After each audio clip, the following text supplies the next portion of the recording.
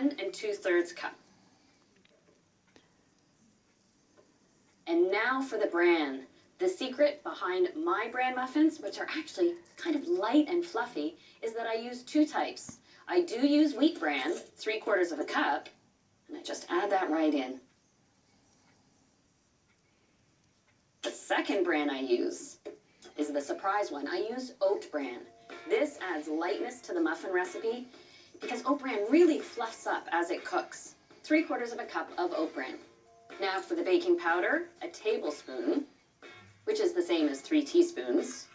That is a lot of baking powder, but it ensures that these muffins are light and fluffy. A teaspoon of baking soda, and for a little flavor, 1/2 teaspoon of cinnamon, and 1/4 teaspoon of nutmeg. I just have to give this a quick stir to combine it. I don't bother sifting it because the bran, of course, would get caught in the sifter, but that bran itself kind of loosens up the flour. Now it's time for the wet ingredients.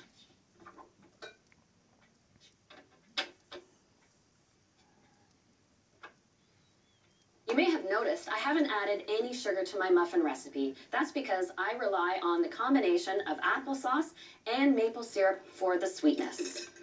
1 cup of applesauce. Make sure you're using unsweetened applesauce. I measure them into a separate bowl. 1/2 cup of maple syrup.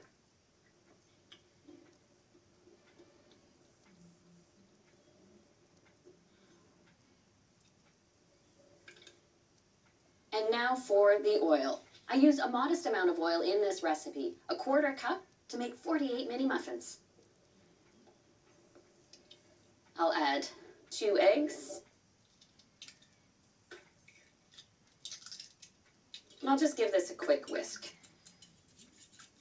This recipe comes together so easily that I would even make it on a weeknight. Then I can make a batch of the mini muffins and freeze them and have them on hand whenever I need them. You may find when you're making your bran muffin batter that it seems rather fluid, but that bran, the combination of the wheat and the oat bran, will expand, absorb that liquid, and they will come out light and fluffy, but nice and moist too. Now the last thing, the little extras. Of course, you can add whatever you like. I'm a big fan of raisins in my bran muffins. You could leave them plain, or something like dried blueberries would be fantastic. Whatever you choose to add, make sure it's a cup.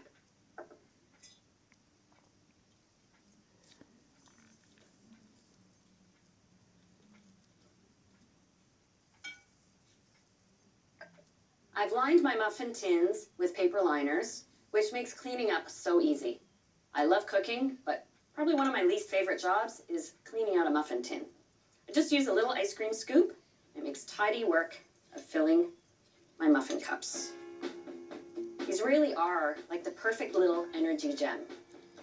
Just a quick bite, a hint of sweetness, but truly very healthy.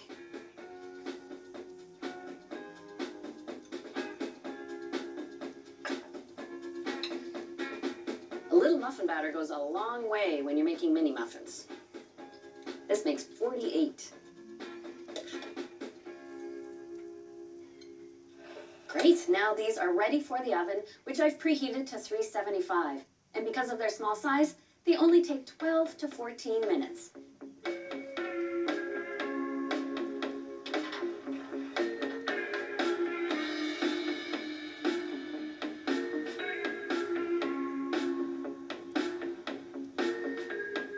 Oh, look at these, they're so cute.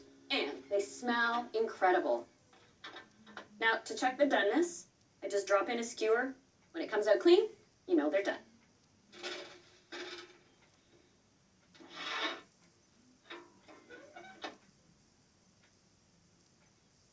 There we go. I do like to turn the muffins out within 10 minutes of pulling them from the oven.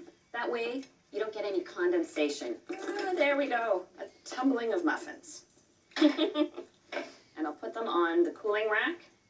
If you want to make these ahead to freeze, just let them cool completely and then just pack them up in a resealable bag and throw them in the freezer.